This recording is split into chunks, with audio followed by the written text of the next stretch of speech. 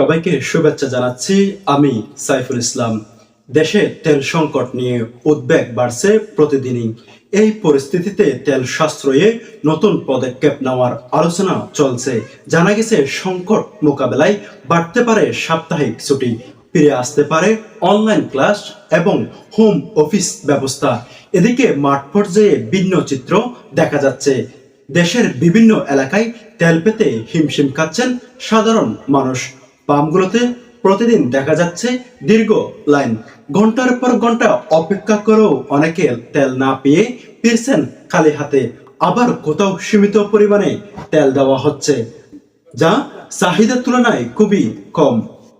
ফলে তৈরি হচ্ছে চরম ভোগান্তি।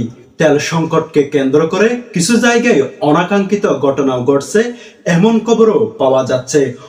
অন্যদিকে অভিযোগ উঠেছে কেউ কেউ অবৈধভাবে তেল মজুত করে কৃত্রিম সংকট তৈরি করছে। আবার অনেকে প্রয়োজনের অতিরিক্ত তেল কিনেও এই সংকটকে আরো বাড়িয়ে তুলছে।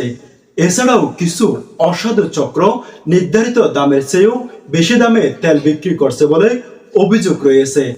ফলে একদিকে সংকট, অন্যদিকে বাড়তি দাম, দুদিক থেকে চাপে সাধারণ মানুষ। বিশেষ করে পরিবহন খাতে এর প্রভাব সবচেয়ে বেশি পড়েছে। চালকরা বলছেন তেল না থাকলে গাড়ি চলে না, আর গাড়ি না চললে বন্ধ হয়ে যায় আয়। এই পরিস্থিতিতে পণ্য পরিবহন ব্যাহত হচ্ছে, যার প্রভাব পড়ছে বাজারের উপর। সব মিলিয়ে তেল সংকট এখন জনজীবনে বড় প্রভাব ফেলছে। প্রশ্ন হচ্ছে, কবে স্বাভাবিক হবে তেলের সরবরাহ, আর কবে কমবে মানুষের এই ভোগান্তি?